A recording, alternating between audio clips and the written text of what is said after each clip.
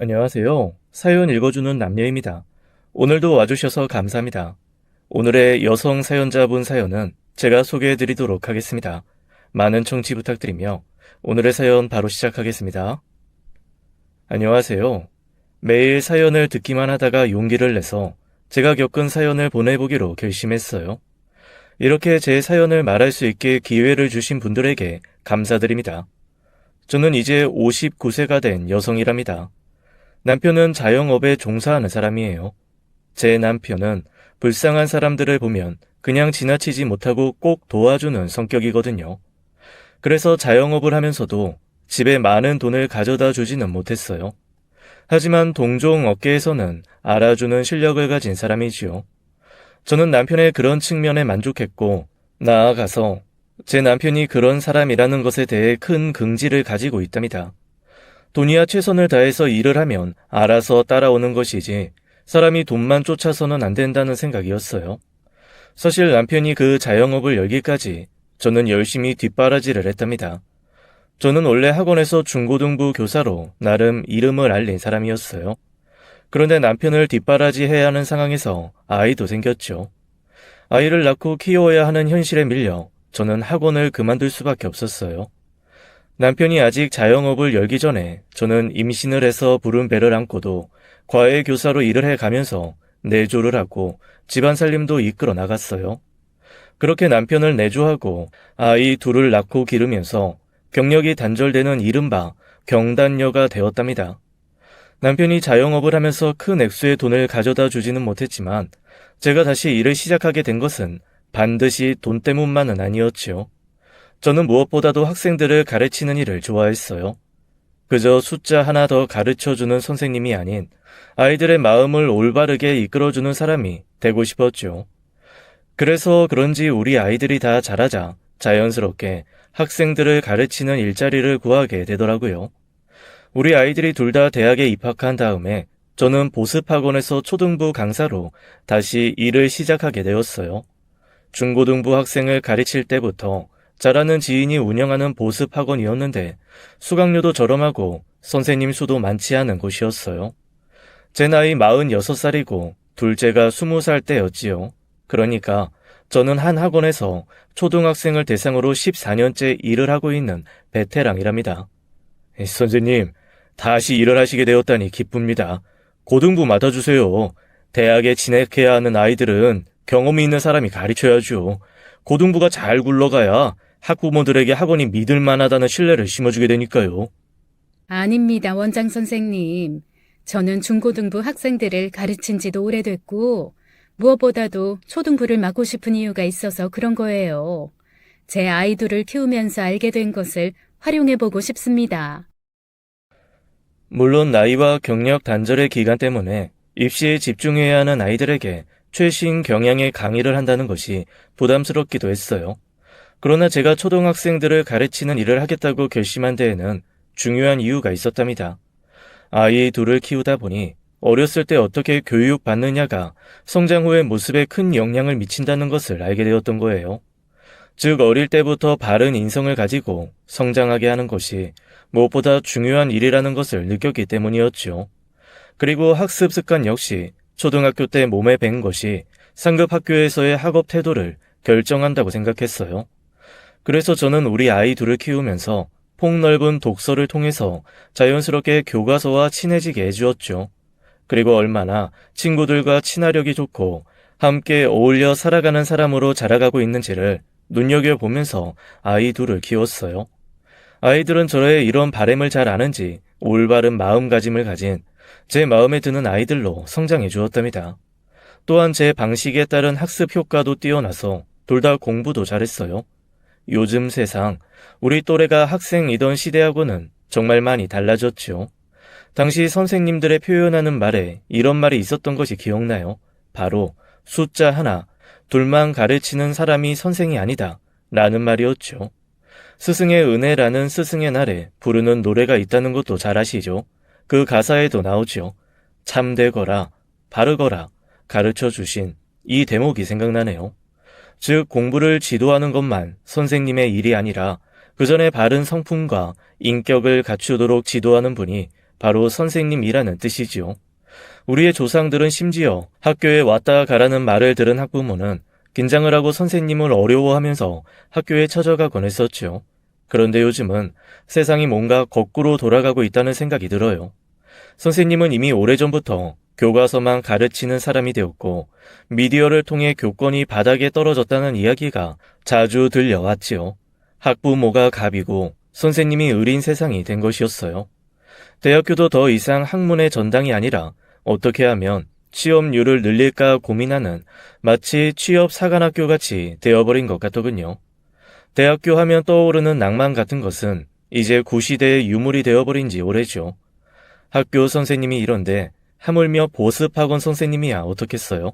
그야말로 학부모들에게 꽉 쥐어 사는 사람들이라고 해도 과언이 아니죠. 우리나라 학부모들이 가지고 있는 공통적인 생각 하나, 뭔 줄 아세요? 우리 아이는 머리는 좋은데 노력을 안 한다. 바로 이 생각이에요. 거의 예외가 없답니다.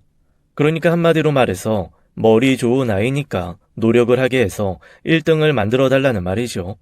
그래서 학부모 상담은 언제나 어렵답니다. 대놓고 당신 아이는 머리 좋은 아이가 아닙니다. 하기도 못하고요. 아무튼 이런 세상에서 보습학원 선생질을 하고 있다는 것이 쉬운 일은 결코 아니었어요. 학부모님들과 마주하는 일은 더 힘들었지요. 요즘 학부모들이 어디 참되거라 바르거라를 가르치는 선생을 원하겠어요? 오직 이 험악한 경쟁 사회에서 살아남을 수 있는, 좀 심하게 말하면 자신의 아이들이 공부 잘하는 기계가 되어주기를 바라겠지요. 이런 경향들은 대학 입시를 앞둔 고등학생에게만 국한되는 이야기가 아니랍니다. 아직 철 모르는 초등학생들에게까지도 적용되는 이야기가 되어버렸지요. 저는 아직도 아이들을 또래들과 뛰놀고 어울리면서 함께 살아가는 방법을 배우는 것이 중요한 일이라고 생각하는 선생님이에요. 그러다 보니 가끔은, 아니 자주, 젊은 어머니들과의 대화가 막히는 일이 생기더라고요. 아이들은 그렇게 경쟁에서 이겨야 살아남는 정글 같은 세상에서 이미 초등학교 때부터 한국말은 몰라도 영어는 잘해야 한다고 교육받죠. 우리 애 영어 성적이 왜 이렇게 안 올라요? 우리 애는 머리가 아주 좋은 애예요. 그런데 노력을 안 해서 성적이 좋지 않은 것이라고요. 선생님들이 우리 아이에게 노력하도록 지도해 주셔야죠. 1등을 하는 것보다 중요한 게 있습니다. 어머님 따님은 공부에서는 조금 떨어질지 모르지만 아이들과 잘 어울려서 친구 관계가 넓은 아이예요. 그러다 보니 선생님들이나 친구들이 신뢰하는 정도도 높고요. 좋은 어른으로 성장할 거예요. 아유, 그런 게 다 무슨 소용이에요. 친구 관계 넓어봤자 같이 놀 생각이나 하지. 공부하겠어요? 그건 정말 좋은 게 아니라 문제거리네요. 친구들하고 너무 많이 어울리지 않도록 지도 좀 해주세요. 그래야 공부에 집중을 하죠. 요즘 학부모들은 거의 다 이러신답니다. 그리고 공부를 잘한다고, 또는 집이 좀 사는 집이라고, 또 힘이 세다고 친구들을 무시하고 괴롭히는 아이는 저에게는 그야말로 지도의 대상이었어요. 공부도 중요하지만 더 중요한 것은 이 사회에서 같이 살아가는 방법을 배우는 거야. 자기보다 못한 아이라고 해서 무시하고 따돌리는 것은 절대 안 될 일이다. 선생님, 공부 잘해서 나중에 돈 많이 버는 게 최고 아니에요? 그렇게 무시당하고 따돌림을 당해봐야 공부를 하죠. 그러고 보면 걔들을 따돌리고 무시하는 일이 나쁜 일만은 아니에요. 그렇게 해서 주제를 알게 하고 공부하게 해주잖아요. 학생이 이렇게 나오면 저는 기가 막혀서 말문이 막힐 때가 많았답니다. 어린 나이에 벌써 이런 생각을 가지고 있다니 말이에요. 이런 아이가 자라서 뭐가 되겠어요? 공부를 잘하니 사회를 이끌어가는 지도층이 되겠죠. 그런데 이런 생각을 가진 지도층이 이끌어가는 사회가 정상이겠어요? 요즘 애들이 얼마나 무서운지 너 아니? 로스쿨 입학 수험서 있지 않니? 법학 적성 시험 교재가 도서관에 새로 들어오면 말이다. 그걸 자기만 아는 도서관 구석 어디엔가 숨겨버리거나 빌려가서 연체료를 물더라도 반납을 안 하는 학생이 하나둘이 아니야. 자기 경쟁자들을 한 사람이라도 떨어내는 방법인 거지. 뭐라고? 대학교가 그렇게까지 됐단 말이야? 정말이지 이 세상이 어떻게 되려고 이러는지 모르겠다. 제가 의견 충돌을 겪는 학부모님 중에서 우리 학원생인 주철이 엄마라는 사람은 특히 무조건 공부가 제일이라고 생각하는 경향이 심한 사람이었어요. 거기다가 아이 아버지의 직업 때문에 어떤 특권 의식을 가지고 있는 것 같더군요. 아이가 초등학생이니 이제 30대인 젊은 엄마죠. 주철이를 좀 따로 지도해 주세요. 우리 애들 아빠가 변호사예요. 그 머리를 그대로 닮은 애가 우리 주철이라니까요. 그런 애를 평범한 애들하고 섞어놓는다는 게 말이 되겠어요? 선생님들이 학생 하나하나에 대한 특징을 잘 알고 계셔야 하는 거 아닌가요? 이런 식의 요구도 자주 하는 사람이었답니다. 우리 주철이는 로스쿨에 가서 우리나라에서 제일 뛰어난 법조인이 될 아이예요. 저는 얘를 대통령감으로 키우고 싶은 사람이고요. 제 아이라서가 아니라 객관적으로 자격이 있는 아이예요. 자신의 아이를 이렇게 추켜 세우면서 특별 대우를 요구하는 것이었어요. 그 특별 대우에는 종류도 참 많았답니다. 교실의 가장 자리를 피하고 선생님과 가장 가까운 자리를 주철이의 자리로 지정해달라. 잘 지켜봐서 공부 못하는 아이들과 어울리면 떼어 놓아달라. 등등 말이 안 되는 요구도 많았지요. 그리고 그런 요구를 마치 당연하다는 것처럼 하는데 아이 아빠 직업이 변호사라는 것만 믿고 저럴 수도 있구나 싶더라고요. 물론 저는 그 특별 대우를 해달라는 요구를 모두 거절했죠. 선생님, 그렇게 사람을 못 구별하셔야 어디 선생님 노릇 하시겠어요? 학생을 구별할 줄 아셔야죠. 우리 주철이는 얼핏 보기에도 범상치가 않잖아요. 한 학생을 특별 대우하는 일은 이 학원에서는 절대 없을 겁니다. 그건 절대로 기대하지 마세요. 제가 이 학원에 있는 한은요. 주철이는 우리 학원에 들어온 지 오래된 아이는 아니었답니다. 초등학교 4학년이던 해에 우리 학원에 새로 들어오게 된 학생이었어요. 지금 5학년이니 학원에 들어온 지 1년쯤 되었네요.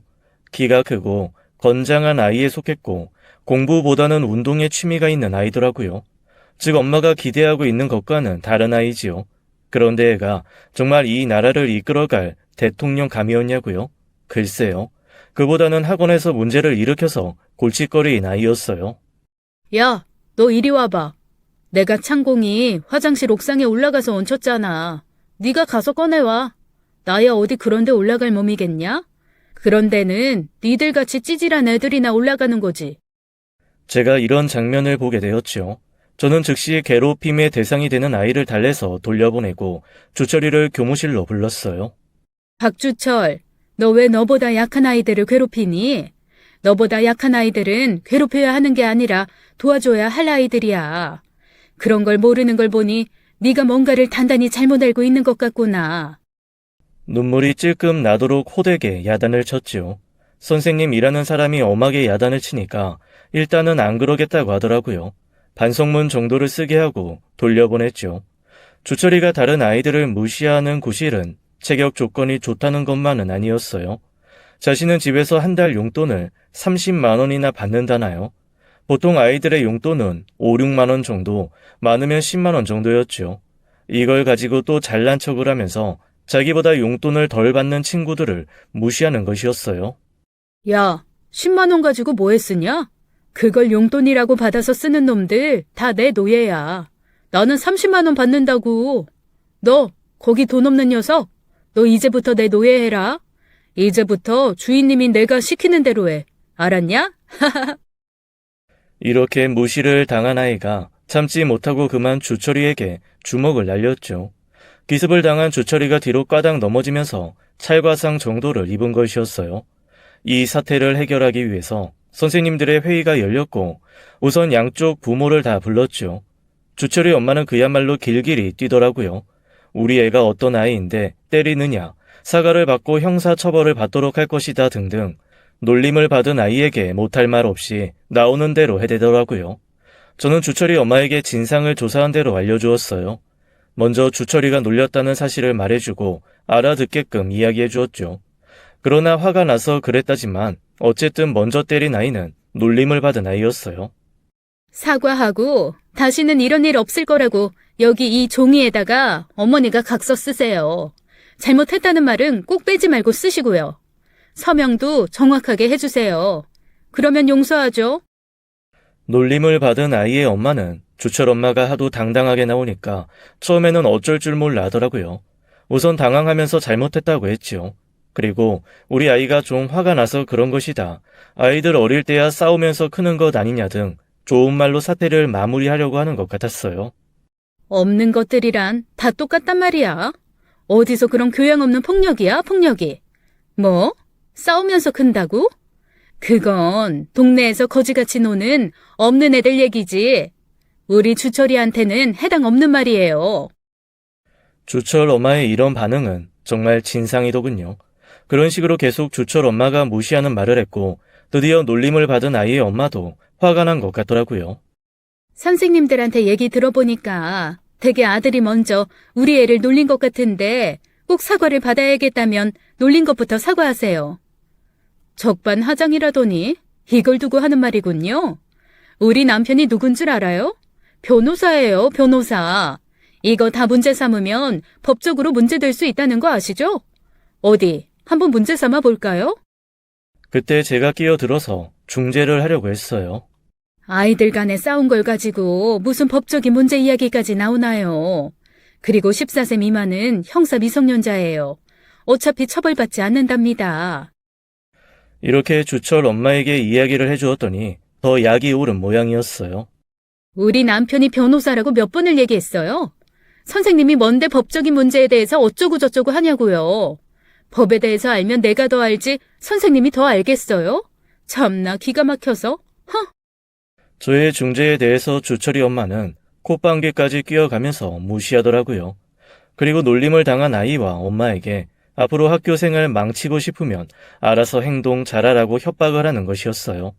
상대방 엄마는 자기 아이에게 정말로 위해를 가할 수 있겠다고 생각했는지 먼저 때린 것에 대해 사과하고 물러났지요.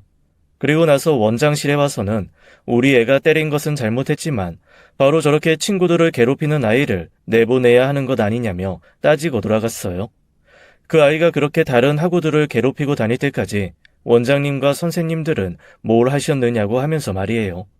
원장 선생님은 길게 한숨을 내쉬면서 제게 이런저런 하소연을 하더라고요. 이미 말씀드렸지만 학원장님은 제가 잘 아는 지인인데다가 저는 이 학원에서 오래 가르친 베테랑이었어요. 아마 하소연을 할 사람으로 제가 가장 적당한 사람이었겠지요. 그런 식으로 이 사건은 일단락이 되었어요. 그래도 주철이가 아이들을 괴롭힌다는 이야기가 사라지지 않더라고요. 몇 번 더 불러 야단을 쳤어요. 그런데도 여전히 돈과 체격 조건의 힘을 믿고 친구들을 괴롭히는 것 같았죠. 이렇게 학원이 주철이와 주철이 엄마 때문에 어수선한 가운데 또 사건이 하나 발생했어요. 다름 아닌 아이들의 물건이 사라지는 일이 자주 일어나는 것이었죠. 누군가 친구들의 물건에 손을 대는 것이 틀림없었어요. 이 사건을 둘러싸고 학원이 정말 뒤숭숭해졌죠. 철저히 조사해서 진상을 밝혀야 하는 일이었어요. 그래서 학원 여기저기에 설치되어 있는 CCTV를 확인하게 되었죠. 그런데 CCTV를 확인해보자 이해 못할 장면이 찍혀 있더라고요.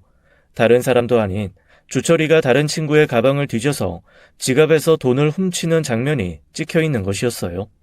이해가 안 가더라고요.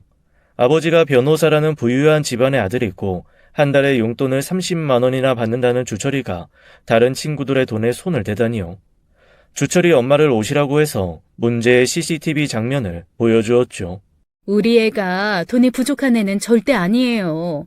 잘 아시죠? 우리 애들 아빠 돈 잘 버는 변호사인 거. 얘가 아무래도 학업 스트레스 때문에 그런 것 같네요. 돈이 부족해서 남의 돈을 훔치는 것도 문제겠지만 돈이 충분한데도 오로지 스트레스 때문에 남의 돈을 훔치는 것도 큰 문제겠지요. 저는 이 문제에 대해서 어머님이 명확하게 인식하시는 것이 중요하다고 여러 번 말했답니다. 단순히 돈도 많은데 스트레스성이다 라고 판단하고 넘어가는 것이 결코 아이를 위해서 도움이 되지는 않을 것이라고 말이죠. 그리고 스트레스성이라면 어느 정도는 전문가와의 상담도 필요할 것이라고 했어요. 그런데 바로 이 부분에서 주철이 엄마가 불같이 화를 내더라고요. 뭐라고요? 우리 아들에게 무슨 병이라도 있다는 건가요? 전문가와의 상담이라니 도대체 무슨 전문가요? 심리적 문제를 상담해주는 전문가는 많습니다. 스트레스성이라면 심리적 문제일 텐데 전문가에게 맡겨서 그 스트레스를 어떻게든 풀어주고 남의 돈 훔치는 일을 못하게 하는 게 중요한 일 아니겠습니까? 이제 보니 우리 아들을 정신병자로 몰아가는 건가요? 이건 도저히 묵과할 수 없는 일이네요. 우리 애아빠가 변호사인 거 잘 아시죠? 애아빠하고 의논해서 법적인 문제가 없는 말씀인지 확인할 거예요. 멀쩡한 아이를 정신이 이상한 아이로 몰아가고 있으니 말이에요. 사소한 스트레스성 행동이라고 내가 말하고 있잖아요. 아무리 설득을 해도 이런 식으로만 대응을 하는 것이었어요. 이성적인 설득을 통해서 납득을 시키면 그것을 받아들이고 해결책을 같이 찾아 나갈 사람은 아닌 것이 분명했지요. 저는 마음을 단단히 먹고 주철이 엄마에게 말했답니다. 우선은 주철이가 학원의 규칙을 위반했고 남의 돈을 훔친 것은 CCTV 화면을 통해서 보신 바와 같이 명백해요. 따라서 주철이를 위해서라도 어느 정도의 징계는 불가피합니다. 징계를 통해 이런 일을 하면 벌을 받는다라는 생각을 갖게 하는 게 공동체에서 기초적인 약속이라는 걸 알게 해주기 때문이에요. 그리고 아이를 맡겨주면 처음부터 다시 시작해서 올바른 품성을 가지도록 책임지고 지도하겠다고 이야기해 주었답니다. 그러나 반응은 역시 똑같았어요. 주철이는 절대 스트레스 아니고는 이런 일을 벌릴 아이가 아니라는 것이었죠. 스트레스 때문이라면 적절하게 풀어주는 것도 방법이라고 제가 재차 말하자 그건 자신이 알아서 하겠다는 것이었어요. 그러나 저는 돈이 없어진 사건은 분명히 학원 내에서 일어났고 따라서 어머님께만 모든 것을 맡겨드릴 수 없다고 분명히 말했지요. 이렇게 맴맴 도는 이야기만 계속되다가 드디어 주철이 엄마가 옷자락을 휙 날리며 그럼 수고들 하시라고 비꼬듯이 말하고는 나가버렸어요. 피해자들에 대한 배상이라든가 미안하다는 사과 같은 것에 대한 언급도 전혀 없이 나가버린 것이었죠. 나중에 다시 학원에 오게 된다면 피해 학생들에 대한 사과와 없어진 돈에 대한 배상은 해주어야 한다고 말해줄 작정이었답니다. 그리고 주철이에 대해서는 원장님이 제게 특별히 지도를 맡겼어요. 아이를 맡아서 자신이 무엇을 잘못하고 있는지를 알게 하고 제대로 된 인성을 만들어달라는 것이었죠. 저는 우리 아이들을 키울 때를 생각하면서 남의 아이라고 생각하지 않고 지도하겠으니 염려 마시라고 원장님을 안심시켰어요. 그렇게 해서 주철이에 대한 교육은 제가 전담하게 되었답니다. 그 아이에게 우선 필요한 것은 학과 공부가 아니었어요. 공동체의 구성원으로 살아가면서 해서는 안 될 일과 해야 될 일을 구별하는 것이 그 아이에게 지금 가장 중요한 문제라고 생각했죠. 따로 시간을 내어 주철이를 교무실로 불렀어요. 그리고 어린 시절에 많이 읽는 동화책 이야기부터 시작했죠. 그런데 그 과정에서 저는 깜짝 놀라고 말았답니다. 그렇게 부유한 가정에서 부족한 것 없이 살았다는 아이가 교과서 외에는 거의 책을 가까이 한 일이 없었다는 것을 알게 되었던 거예요. 아이들이 보통 읽는 안드레센 동화, 이솝 우화 같은 것들도 제대로 읽어보지 않은 것 같더군요. 그래서 대표적으로 알려진 동화책 몇 권을 주고서는 읽어오라고 하면서 그 책들에 나오는 동화들이 말하고자 하는 공통점을 같이 이야기해보자고 했어요. 다음날 또다시 주철이 엄마의 말도 안 되는 억지가 전화를 통해서 흘러나왔답니다.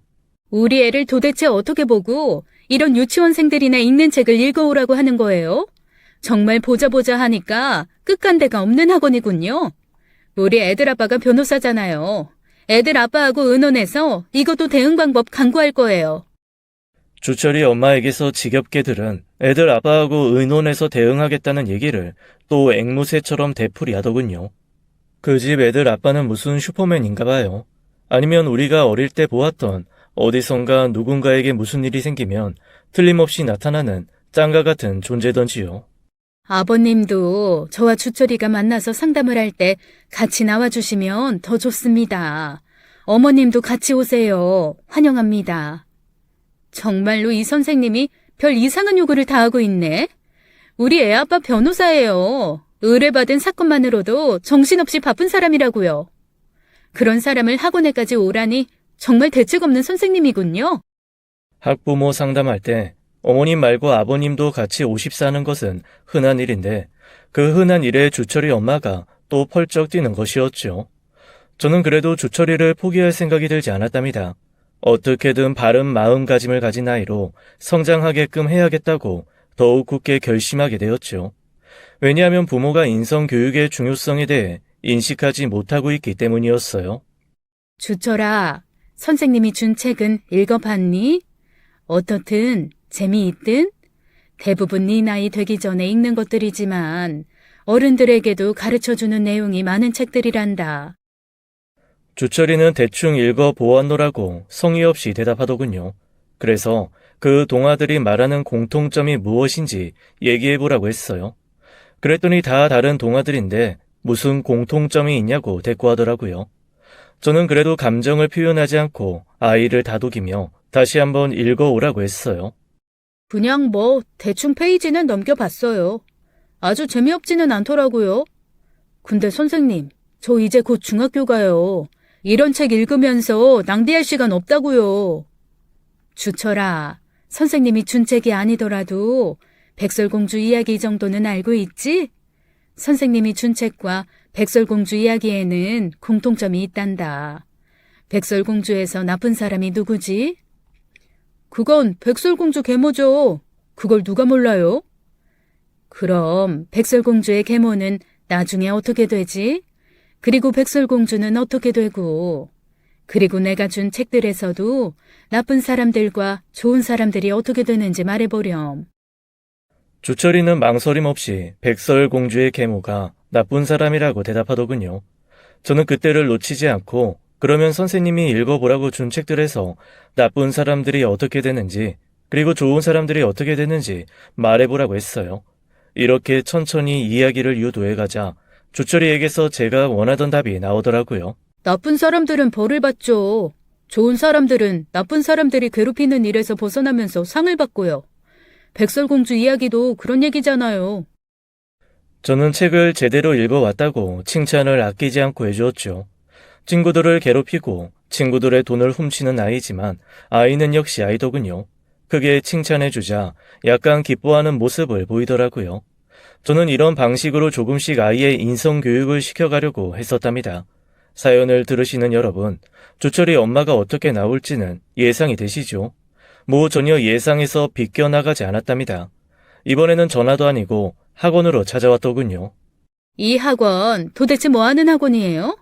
가르치라는 공부는 안 가르치고 곧 중학교에 갈 아이한테 꼬맹이들 읽는 책이나 읽히고 있으니 말이에요. 애가 벌써 세뇌가 됐는지 그 책들을 만지작거리고 있다고요. 이렇게 해서 그 머리 좋은 애를 망가뜨리려고 하시는 거예요? 그리고 주철이의 전담 교사인 저에게 정면으로 항의를 하더군요. 선생님, 분명히 말씀드리지만 우리 주철이 로스쿨에 가서 법조인 되고 그래서 대통령으로 키우려는 아이예요. 그런 애한테 무슨 되도 않는 인성이니 뭐니 하면서 이미 죽은 성인군자 같은 말만 되풀이하고 있다는 건 말도 안 되죠. 학습 지도나 똑바로 하세요. 주제 넘는 것도 정도껏 할 일이지. 원참. 주철이 엄마는 저를 아주 아니꼬운 눈으로 쳐다보면서 여전히 로스쿨이니 대통령이니 하는 이야기를 끄집어내고 있었어요. 아이는 약간의 변화를 보이고 있었지만 엄마는 요지부동이었죠. 그런데 주철이가 그 이후 저와 상담 시간에 나타나지 않는 것이었어요. 그런데 어쨌든 수업 시간에는 들어오더라고요. 쉬는 시간에 아이에게 물었죠. 아이의 말인즉 이런 책들은 전부 엄마가 알아서 처리할 테니 너는 공부나 하라고 했다는 것이었어요. 그러면서 제가 읽어보라고 준 책들을 모두 안 보이는 곳에 치웠다고 하더군요. 그래서 주철이에게 책을 안 읽고도 선생님하고 이야기할 수 있으니 상담 시간에 오라고 말해 주었어요. 주철이 왈 엄마에게 혼난다는 것이었죠. 다시는 저와의 상담 시간에 가지 말라고 했다는 것이었어요. 그리고 수업 시간에나 가서 공부만 열심히 하라고 했다죠. 그 이후 주철이 엄마의 본격적인 작업이 시작되었어요. 원장 선생님에게 바로 찾아가서 저에 대해서 항의를 했더군요. 교사가 본업인 공부나 가르치지 않고 쓸데없는 책을 읽히면서 시간을 낭비하게 했다는 것이었어요. 원장 선생님이 주철이 엄마를 간신히 달래서 돌려보냈다고 하더군요. 그리고 그 일을 시작으로 해서 저에 대해 사사건건 시비를 걸기 시작했죠. 우선 주철이 성적이 떨어졌다. 저한테 배운 어떤 다른 아이도 성적이 떨어졌다더라 하는 이야기를 여기저기 퍼뜨리고 다니는 것이었어요. 그리고 또 다른 일 한 가지는 주철이 엄마에게 좋은 시비거리가 되었죠. 우리 학원에는 학원 모의고사에서도 1등을 하고 학교에서도 공부 잘하는 학생으로 알려져 있는 현준이라는 아이가 있었어요. 그 아이는 정말로 머리가 좋은 아이였지요. 수재급에 속하는 아이였어요. 어머님, 현준이는 타고난 머리가 아주 좋은데다가 다른 학생들에 비해서 스스로 노력하는 측면도 큽니다. 제 생각으로는 공부 쪽으로 일찍 길을 잡게 하는 게 좋을 것 같아요. 대학을 나오고 나서 대학원 박사과정까지 밟게 해서 교수님을 만드는 게 적당한 나이입니다. 현준이의 엄마는 오히려 겸손해하더라고요. 과연 현준이가 그렇게 될 수 있는 그릇이나 될까요? 라면서요. 그리고는 집안이 가난해서 나는 여운을 남기더라고요. 저는 얼마든지 장학금을 받을 기회가 있으며 국가에서도 지원하는 제도가 많이 있다고 이야기해 주었어요. 현준이 엄마는 그런 방향으로 이끌어 가도록 노력하겠다고 하면서 돌아갔죠. 이걸 가지고 또 주철 엄마가 시비를 걸고 나온 것이었어요. 현준이 어머니와 저 사이에 오간 대화의 내용을 교무실 문 밖에서 주철 엄마가 엿들었나 봐요. 그리고 그것을 학생 차별이라고 방방곡곡에 선전해 댔던 것 같더군요. 현준이에 대해서는 좋은 점만 이야기하고 다른 학생에 대해서는 나쁜 점만 지적하는 전형적인 학생 차별 교사라고 말하고 다녔다지요. 어찌나 여기저기 떠들었는지 다른 학원의 선생님들이 저에 대해서 이런 소문이 돌고 있다고 제게 전해주더라니까요. 그렇게 학생을 차별하는 선생은 그냥 잘라버려야 한다는 이야기도 쉽게 했다지요. 또한 요즘 세상에 그런 식으로 학생을 지도하는 선생이라니 말도 안 된다고 했다더군요. 그래서 더 빨리 잘라야 한다고 말이에요. 그리고 드디어는 원장 선생님에게 찾아가서 단도직입적으로 자신이 원하는 핵심을 이야기했던 모양이더군요. 선생님, 주철이 엄마가 저한테 대놓고 선생님을 내보내라고 하더군요. 그래서 내가 분명하게 대답을 했습니다. 학부모님께서 교사의 채용과 해고에 대해서 참견하실 수 없는 일이라고요. 선생님은 이 학원에서 오래 강의하시면서 평판도 좋은 분이라고 설명했어요. 절대 내보낼 수 없다고 못 박아 말했으니 뭔가 느끼는 것이 있겠죠. 저는 원장 선생님에게까지 찾아가서 저를 내보내라고 말했다는 이야기를 듣고 곰곰이 생각을 해보았어요. 그렇게 씩씩거릴 정도로 학원과 선생님 마음에 안 든다면서, 그리고 돈도 많다면서 왜 이렇게 학원비가 저렴한 학원에 계속 보내는지 이해를 못하겠더라고요. 그야말로 쪽집게식으로 성적 올리는 강의를 한다는 비싼 학원들이 널렸는데 말이에요. 그렇지만 어쨌든 저는 저대로 어떻게 하면 주철이를 상담에 오게 할 수 있을까를 고민했어요. 아이한테 꼭 가르쳐 주어야 할 것들이 아직 많이 남아 있었으니까요. 수업 시간에 들어온 주철이에게 수업 후 잠시 남으라고 하고는 또 책 몇 권을 들려주며 읽어보라고 했죠. 이번에는 누구나 알만한 위인들의 생애를 다룬 위인전이었어요. 제가 어렸을 때 읽고 감명을 받았고 그래서 우리 아이들에게도 읽혔던 위인전이 있었어요. 바로 악성이라고 불리는 베토벤의 전기였답니다. 아시다시피 베토벤은 살면서 결코 돈을 많이 벌어서 한 재산 모은 사람은 아니었죠. 그러고 누구나 아는 이야기지만 음악가로서는 생명이나 다름없는 귀의 병이 생겨서 소리를 듣지 못하게 되었고요. 음악가로서 최대의 단점을 안고도 그는 창작을 게을리하지 않았고 그중 우리가 잘 아는 합창 교향곡이라고 알려진 9번 교향곡을 작곡했다지요. 초연이 끝난 후 우레와 같은 박수가 쏟아졌으나 그때 이미 청력을 완전히 상실한 베토벤은 그 박수 소리를 들을 수 없었다고 책은 말하고 있었어요. 그렇게 가난에 찌들 대로 찌들고 둘러싼 환경은 어렵기만 한데도 그것을 정신력으로 모두 이겨내고 세상에서 결코 사라지지 않을 예술 작품을 남긴 사람, 바로 그런 사람의 전기를 통해서 사람이 갖추어야 할 것이 무엇인지를 아이들에게 알려주고자 했었답니다. 저는 주철이에게도 같은 교훈을 주고 싶었어요. 어린이 용으로 재미있게 읽을 수 있도록 편집된 베토벤의 전기를 건넸답니다. 시간이 오래 걸려도 좋으니 학원에 와서 조금씩 읽어보라고 했어요. 집으로 가져가면 또 그 엄마가 치워버릴 테니까요. 남편에게도 이런 학원의 사정을 이야기했죠. 남편은 그렇게 상황이 힘들면 자신이 돈을 버는 일에 조금 더 집중할 테니 학원을 그만두라고 하더군요. 그렇지만 이런 상황은 저에게 돈 문제도 아니었고 무엇보다도 저를 둘러싼 환경에 지고 많은 그런 사람은 되고 싶지 않았어요. 남편에게 계속 학원에 나가겠다고 말했죠. 남편은 제 뜻을 존중해 주었어요. 그리고 걱정 말고 파이팅 하라고 격려를 하더군요. 모든 일은 오른쪽으로 가게 되어 있다고 하면서요. 그렇게 시간은 흘러갔죠. 1학기가 끝났고 학원에서 모의고사를 치르게 되었어요. 저는 출제 교사를 총괄하는 책임을 맡아서 성의껏 일을 했답니다. 그런데 또 학원 일에만 온통 신경을 곤두세우고 있던 주철 엄마가 이것을 알고 한바탕 난리를 피웠어요.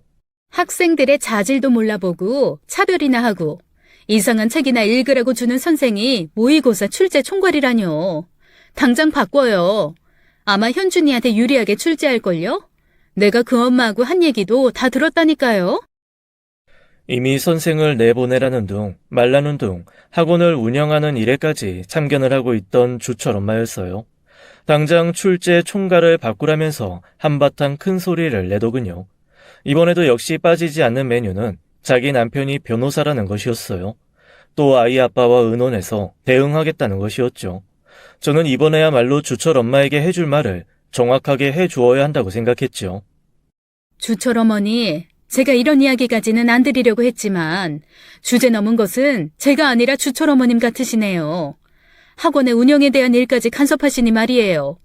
분명히 말씀드리지만 더 이상 학원 운영에 대해서 월권을 행사하신다면 저야말로 가만히 있지 않겠습니다.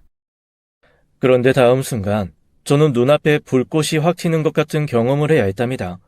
정말로 이 상황에 어울리지 않는 철썩하는 소리와 함께 제 뺨으로 주철 엄마의 손이 날아든 것이었어요.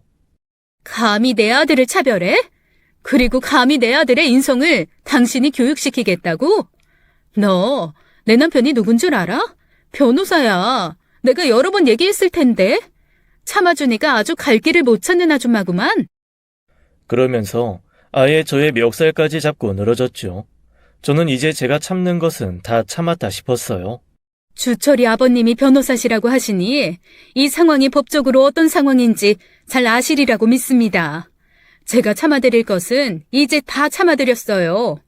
상황이 이제 우리의 손을 떠난 것 같네요. 그리고 저는 전화로 112에 폭력 신고를 했고 경찰이 곧 출동했지요. 우선 가해자라고 주변 사람들이 증언하는 주철 엄마를 경찰이 데려가려고 했어요. 주철 엄마의 얼굴에 당황스러움과 겁을 내고 있음이 나타나더라고요. 그리고 지금 어린 딸아이가 혼자 있을지도 모른다며 말을 더듬어가며 집에 연락을 부탁하더라고요. 그런데 그때 마침 그 위대한 변호사 남편은 아직 퇴근 전이었나 봐요. 주철이의 외할머니, 즉 주철이의 엄마의 친모가 되시는 분이 전화를 받았고 상황 이야기를 들으시고는 학원으로 달려왔지요. 저는 저대로 남편에게 전화를 걸었어요. 제가 당한 일을 침착하게 전화로 전달하고 학원으로 와달라고 했죠. 제 남편보다 주철이 엄마의 친모가 먼저 학원에 도착했어요. 그리고 곧 제 남편도 아수라장이 되어버린 학원에 도착했죠. 그런데 갑자기 뜻밖의 상황이 벌어졌어요. 주철이의 외할머니가 제 남편을 보고는 깜짝 놀라며 허리를 90도로 숙이며 인사를 건넨 것이었죠. 아니, 어떻게 여기로 오셨습니까? 이런 곳에서 뵙게 될 줄은 정말 몰랐습니다. 저는 제 딸이 무슨 사건에 연루가 된 것 같아서 달려왔어요. 정말 반갑습니다. 그리고 다시 한번 고맙습니다. 그리고는 딸에게 무슨 짓을 벌인 것이냐며 나무라더군요. 아이고, 저 불쌍한 게 이제 마음 둘 곳이 제 아이들밖에 없다 보니 저지른 일인 모양입니다. 그저 자식 잘 되기를 바라는 마음에서 그랬다고 생각하시고 선처해 주세요. 그리고는 제게도 사과를 하시더라고요. 사모님, 우리 애가 사모님을 몰라 뵙고 엉뚱한 짓을 저지른 것 같네요. 저 애가 제 남편하고 사별하고 나서부터 아이들에 대한 집착이 심해요. 그저 불쌍하다고 생각해 주세요. 사별이라니요. 주철이 아빠가 이미 이 세상 사람이 아니라는 거였죠. 주철이 엄마는 어쨌든 경찰에 연행되어 갔고 저도 피해자 진술을 해야 하기 때문에 경찰에 같이 가야 한다고 하더군요. 그래서 저도 경찰차에 타고 경찰서로 갔어요. 경찰서에 도착해서 경찰관이 권하는 자판기 커피 한 잔을 받아 마시고 나니 정신이 좀 들면서 아까 주철이 엄마의 친모가 한 말을 생각하게 되더군요. 살아있지도 않은 사람을 백으로 해서 지금까지 다른 사람들에게 권력을 휘둘러 왔다는 셈이 되는 것이었어요. 세상에 이런 일이 다 있을 수 있는 건가요? 원장 선생님도 택시를 타고 경찰서로 한달음에 달려왔지요. 그리고 남편과 오랜만이라며 악수를 먼저 나누었어요. 원장 선생님이 제 오랜 지인이라고 말씀드렸죠. 그래서 남편과도 잘 아는 사이였답니다. 내가 이야기해 주었던 적이 있었던 것 같은데 폭력은 반의사 불벌죄야. 피해자가 처벌을 원하지 않으면 처벌할 수 없게 되는 것이야. 당신이 알아서 판단하겠지만 내 생각으론 합의해주는 게 좋을 것 같아. 그리고 이어서 남편이 말했어요. 가해자 어머니 된다는 분 말이야.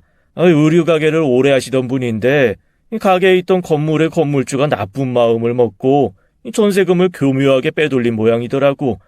피해자가 한둘이 아니었지. 전세금 말고는 큰 재산도 없는 사람들이 대부분이라서 내가 무료로 소송을 맡아서 해드렸었어. 남편이 제게 주철 엄마의 친모와의 인연을 이야기해 주었어요. 학원장 선생님이야 제 남편이 무슨 일을 하는 사람인지 진작 알았지만 다른 선생님들께는 알리지 말아달라고 했었죠. 우선은 남편이 변호사라면서 왜 이렇게 작은 보습학원에 나와서 일을 하나 하는 것을 해명하고 싶지 않았기 때문이었어요.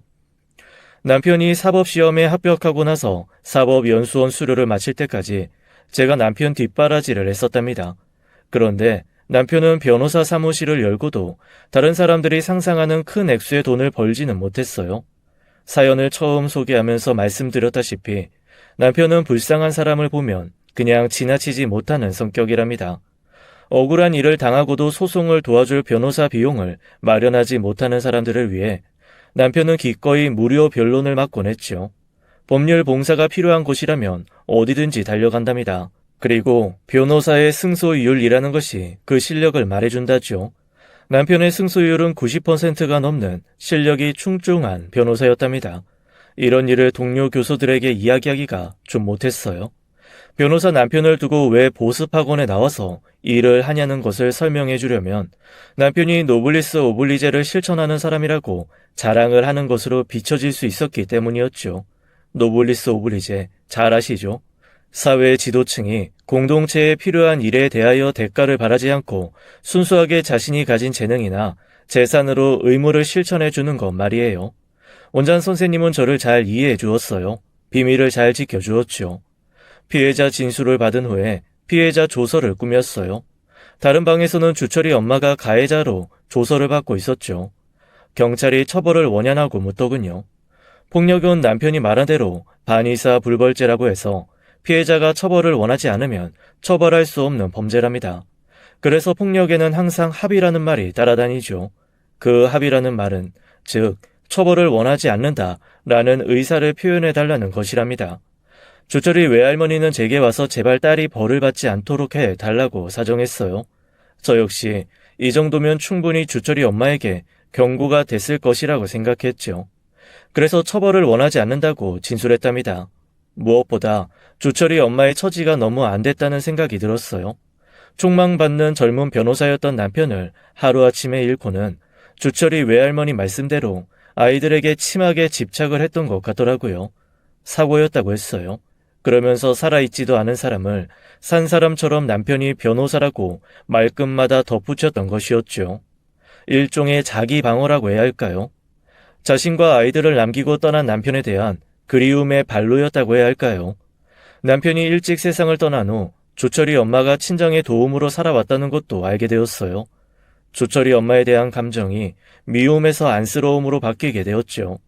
그래서 그렇게 부유하다고 하면서도 아이들 동네 보습학원에 다니게 했구나 라고 이해하게 되었어요. 그리고 아무리 돈이 없다고 해도 그러면 안 되겠지만 주철이가 돈을 훔친 행동은 스트레스가 아니라 돈이 없어서였다는 것도 알게 되었어요. 제가 주철 엄마에 대해 처벌 의사가 없다는 것을 밝히고 나자 주철이 외할머니는 다시 제 앞에 와서 깊이 고개를 숙여 인사를 했답니다.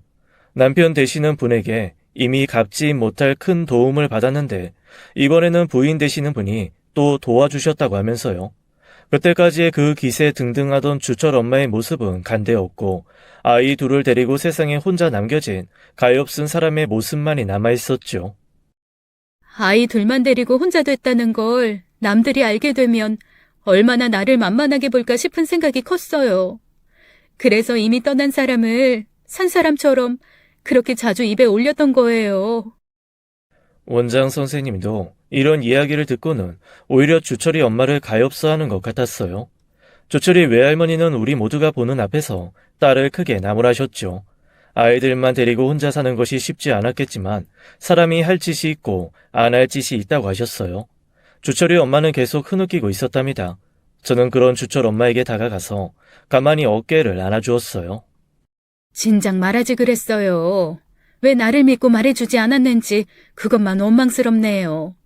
그리고 다른 것은 다 잊었어요. 이제부터 어렵더라도 정직하고 솔직하게 살 수 있도록 내가 심리적으로나마 도와줄게요. 죄송합니다, 사모님. 저희 어머니가 그렇게 큰 신세를 지신 변호사님 사모님이신 것도 저는 몰랐어요. 저는 아이 아빠가 살았을 때도 그렇게 겸손하지 못했어요.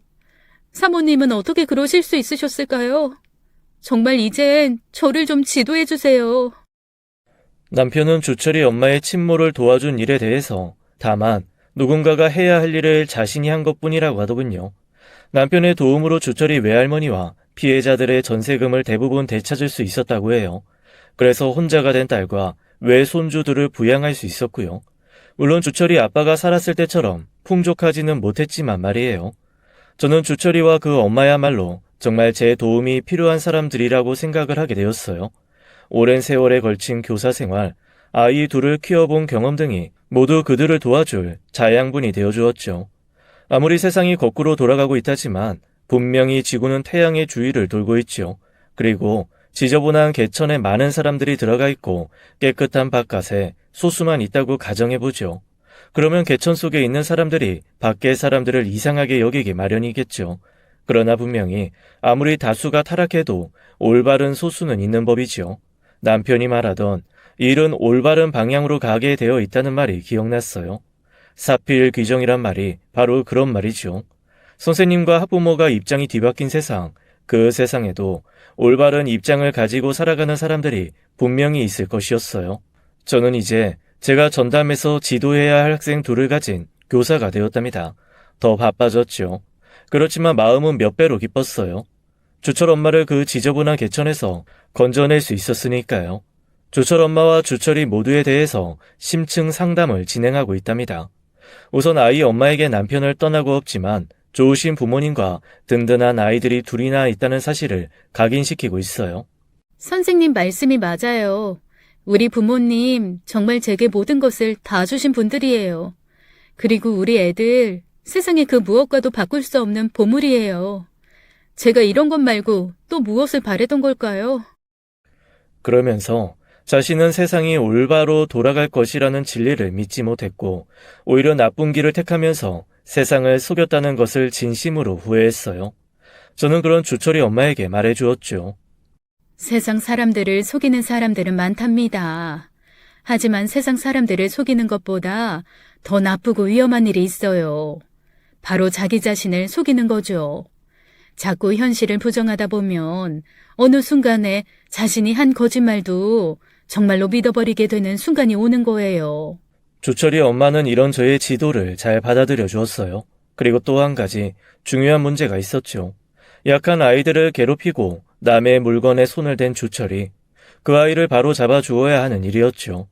주철이 엄마는 자신은 엄마의 자격도 없는 사람이라고 자책했어요.